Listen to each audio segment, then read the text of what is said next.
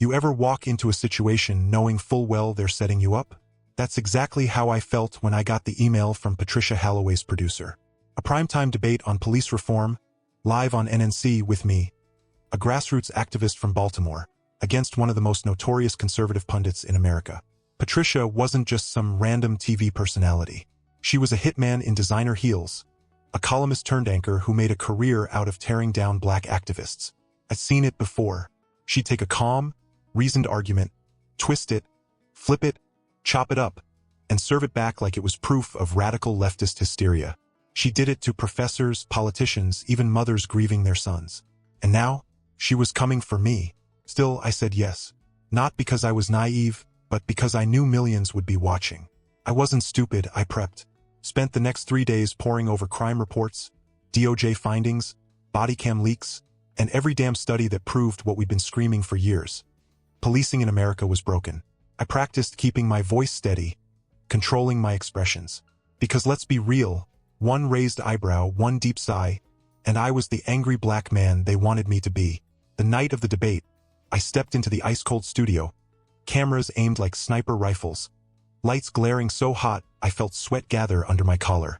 The set was a stage, a battlefield, and Patricia sat at the center like a queen on her throne, blonde hair crisp, makeup flawless, her signature smirk locked in place.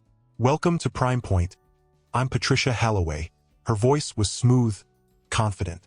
Tonight, we tackle a question dividing this nation. Are police the problem, or is it crime? I already knew what she was doing. Framing. Making sure the debate was about whether cops were bad guys instead of asking why people kept dying in traffic stops. She turned to me. Joining us is Jacob Reed, community organizer and co-founder of Justice Now. Jacob, thanks for being here. Appreciate the invite, I said, matching her tone. Polite, steady, controlled. And then she smiled, the kind that wasn't really a smile. The kind that hid a knife behind its back. I could already see where this was going. I've been in enough debates to know the setup before the first question even drops. Patricia Halloway wasn't here to discuss, to listen, or to learn. She was here to corner me, cut me off, and feed her audience the same script they always got. That black activists were dangerous, irrational, and out of touch. Jacob, she said, lacing my name with fake warmth. Let's start with the numbers. She turned to the screen behind us. A neat little graph popped up.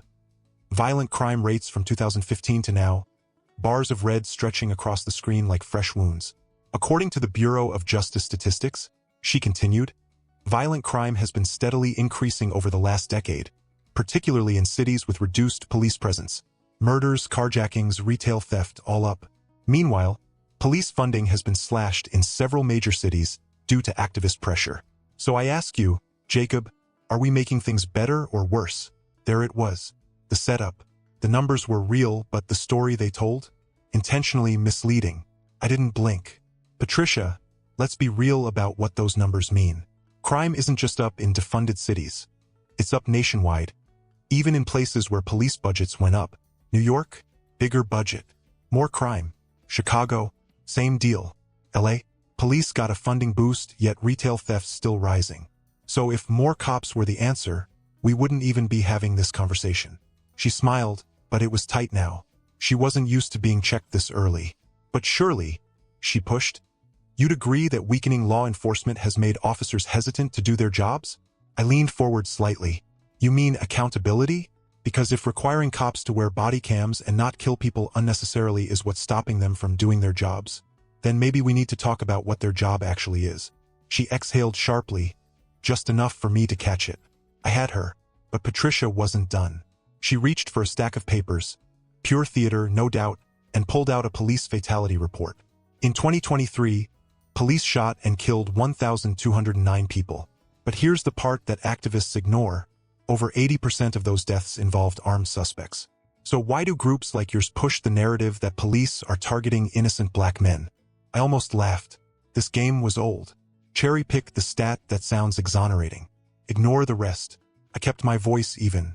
Patricia, that same report says black people make up only 13% of the population, yet account for nearly 30% of police killings.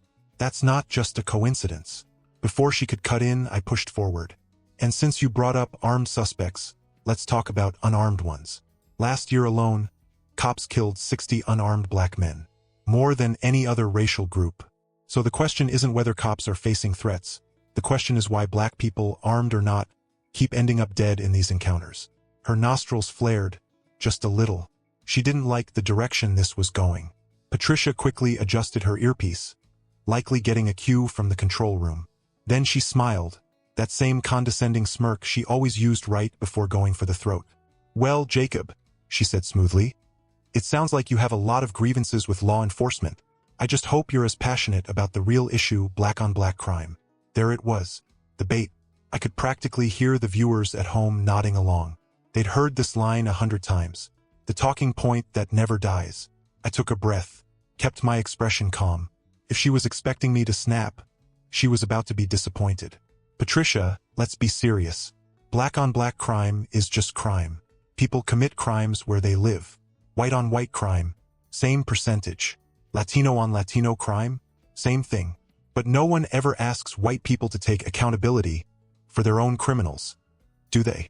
She opened her mouth, but I wasn't finished. "And while we're here, let's look at police clearance rates, since you seem so concerned about stopping crime. In cities across America, cops solve less than half of all murders. For black victims, the clearance rate drops even lower. So before we start blaming activists, maybe we should ask why police aren't solving the crimes they're supposed to." Silence, just for a second. Patricia shifted in her seat, gripping her pen a little too tight. She wasn't expecting me to flip it on her like that. She adjusted her blazer, then plastered on her best gracious host face. "Well, Jacob, I appreciate your perspective." Translation: she needed a second to regroup. And that's when I knew round one was mine. Patricia didn't like losing ground, and I could tell. Her smile tightened, her grip on the pen stiffened, and for a split second, I saw something behind her eyes. Frustration, maybe even anger. But she was a professional. Too polished, too rehearsed to let it slip for more than a heartbeat. She adjusted her blazer and turned back to the camera, all composure. "Jacob, I want to take a step back for a moment," she said smoothly. "Because while we can debate statistics all night, I think we need to address the real issue here, tone." I knew exactly where she was going. She folded her hands in front of her like a teacher about to scold a student. "There's been a lot of hostility in the conversation around police reform. And frankly, many Americans feel that activists like you aren't interested in solutions. You just want to stir division." She paused, as if letting her words sink in. "Some would even say that this movement, your movement, comes across as angry, combative, even aggressive. I mean, listen to the way you're speaking now. Passion is one thing, but don't you think the rhetoric has gotten out of control?" There it was, the angry black man trap. I kept my posture relaxed, shoulders back, face neutral. "Patricia, let me ask you something." She blinked, slightly thrown off. "Of course. Would you say that the American Revolution was angry?" She hesitated just a fraction too long. "Well, that was different. Was the civil rights movement angry?" Pressed. "Because last I checked, they were called agitators too." Patricia gave a tight-lipped smile. "I think we can agree that peaceful protests." "Peaceful?" I cut in, still keeping my tone even. "Dr. King led peaceful protests, and they still beat him, jailed him, and eventually killed him. So when people say angry, what they really mean is black people standing up for themselves in a way that makes certain folks uncomfortable." Her smile was fading now. I didn't let up. "You know what's actually angry? Cops who shoot unarmed people because they felt threatened. Angry is what happened to Tyre Nichols, beaten to death by 5 officers while he was handcuffed. Angry is what happens to us every time one of these cases gets swept under the rug." The studio went silent. Even the audience, carefully selected to lean in her favor, had gone still. Patricia shifted in her chair, adjusted her earpiece again. That control room was talking in her ear. I knew it. They wanted her to regain control before I turned this into something they couldn't spin. She exhaled softly and forced another smile. Back to the script. "Well, Jacob, I think we can both agree that policing, like any institution, has areas that need improvement. But wouldn't you say that the media has played a role in stoking division?" "Oh, she was good." I tilted my head slightly. "How do you mean?" She gestured vaguely. "Well, certain networks, certain activists choose to highlight only the most extreme cases. They make it seem like every officer is a bad cop, which simply isn't true. And isn't it dangerous to paint the police as the enemy?" I let a slow breath pass through my nose. Patricia, the police are not the enemy. But accountability is not anti-police. You know what's actually dangerous?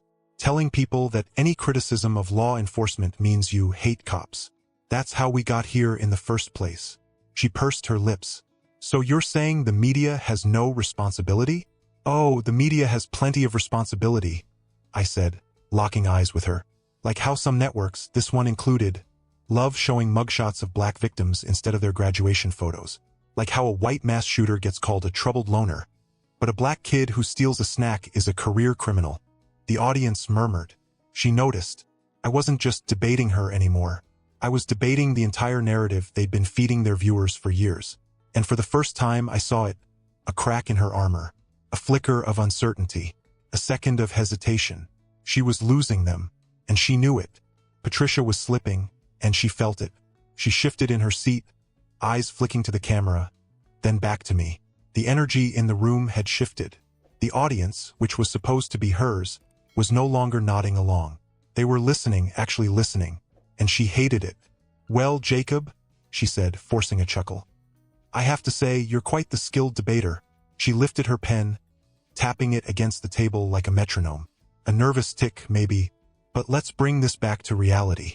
Most Americans, regardless of race, don't want to defund the police. In fact, polling shows that a majority of black Americans actually want more policing in their communities, not less. I nodded, already knowing where this was going. You're talking about the Gallup poll from 2022.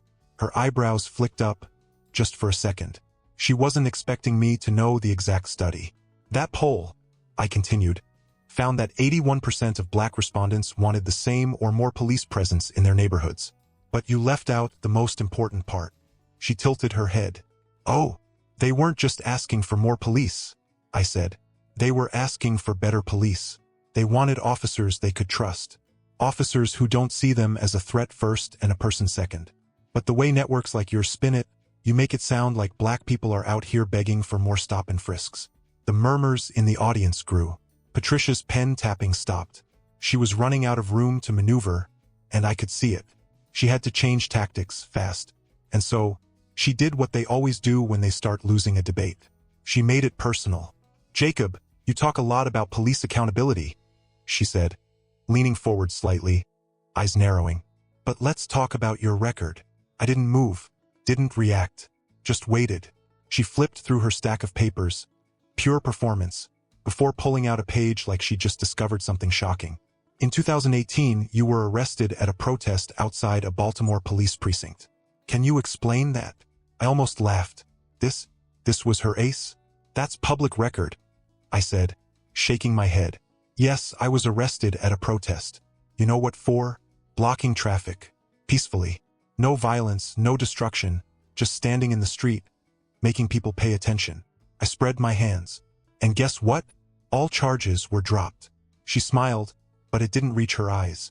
Still, you have to admit, an arrest does call your credibility into question. I let the silence sit for a moment. Then I leaned forward slightly. Not aggressive, not angry, just firm. Patricia, do you know who else got arrested for protesting? She didn't answer. John Lewis, I said. Martin Luther King. Hell, even Rosa Parks. So if you're trying to use my arrest as some kind of gotcha moment, you might want to rethink that strategy. The audience laughed. Not loud, but enough for her to hear it. She wasn't winning them back. Patricia straightened, adjusting her papers, lips pressed together. She was out of ammo, and she knew it. Then, from the corner of the studio, a producer caught her attention, waving urgently. Something was happening. She reached up, adjusting her earpiece, her expression shifting, confused, then tense. Something was wrong, and that's when it happened. The screen behind us, meant for charts, graphs, and carefully curated statistics, glitched. For a brief second, the NNC logo flickered, then cut to black. Then suddenly audio. A recording. A woman's voice, smooth and familiar.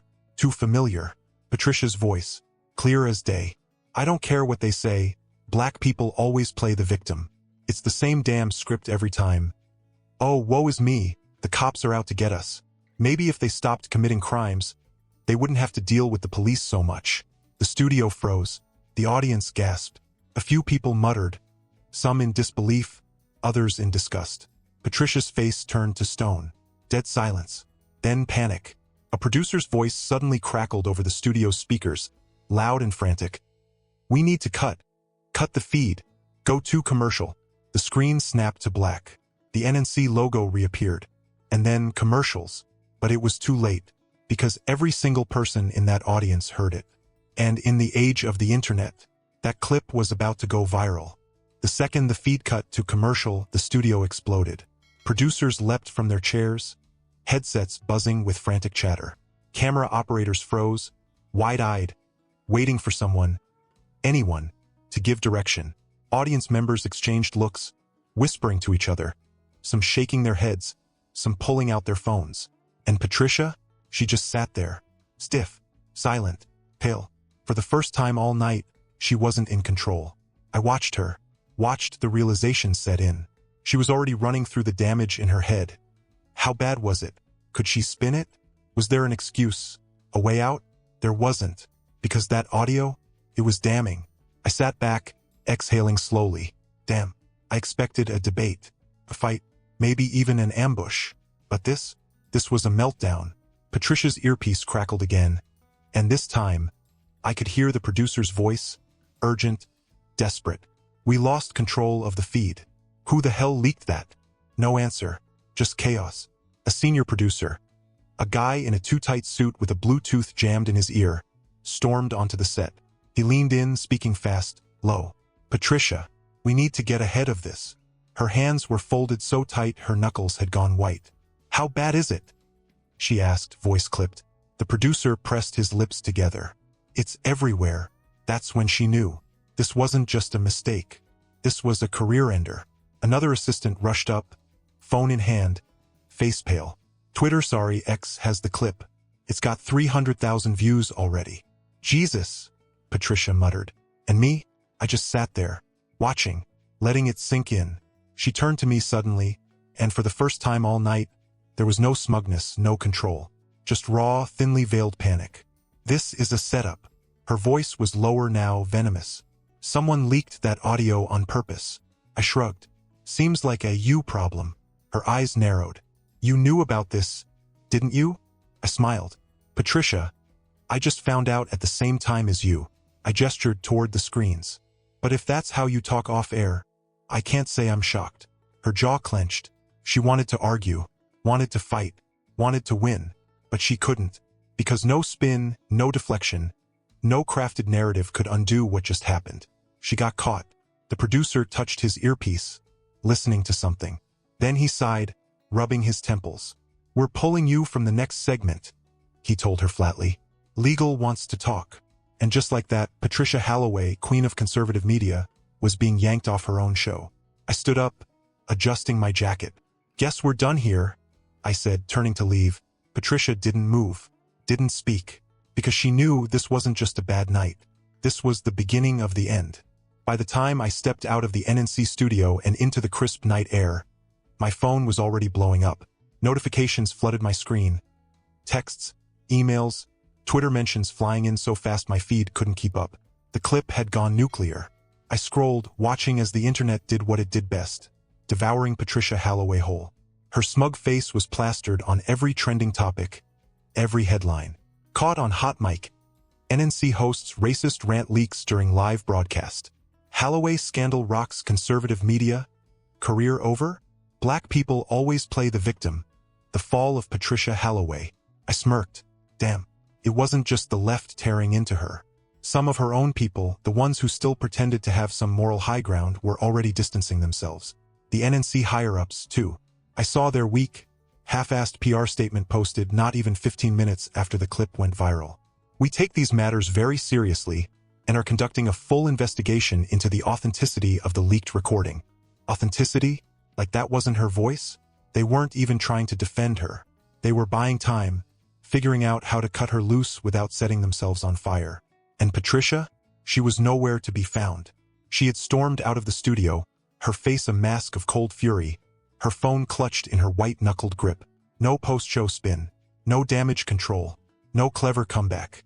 Because what could she say? The mask had slipped. And once people saw the real her, There was no putting it back on. I got into my Uber, the driver, a middle-aged black man named Terrence, glancing at me through the rearview mirror. "You were on NNC tonight, right?" he asked. I nodded. "Yeah." He whistled low. "Man, that clip? Phew. Whole world's talking about it." He chuckled. "Didn't think I'd ever see Patricia Halloway go down like that." I leaned back, exhaling. "Yeah, me neither." Silence stretched between us for a moment before he spoke again. "You knew it was coming, didn't you?" I turned to him. He met my eyes in the mirror, a knowing look in his own. I didn't answer, just smiled, because, to be real, I did know. The recording didn't just drop out of nowhere. Someone inside NNC leaked it. Someone who had access, who had been sitting on it, waiting for the perfect moment. And me? I had been tipped off. Not about the exact details, not about when it would happen, but enough to know that Patricia Halloway was standing on a trapdoor. All I had to do was keep my cool and let her walk straight over it. And she did. She walked right into her own damn downfall. By morning, her show was suspended indefinitely. By noon, advertisers were pulling out. By evening, NNC had parted ways with her. In 24 hours, Patricia Halloway went from a primetime conservative darling to an untouchable liability. And I wasn't a victim of one of her hit pieces. I wasn't the angry black man she wanted me to be. I was the guy who walked into her lion's den and left without a scratch. And for the first time in a long time, it felt like we won. Because no matter how they tried to spin it, the truth got out, and the world was watching. If the story resonated with you, share it with those who need to hear it. Let's start conversations that matter and that will lead to change. Subscribe to our channel for more stories like this that challenge us, inspire us, and remind us of what we are capable of when we stand up for what is right.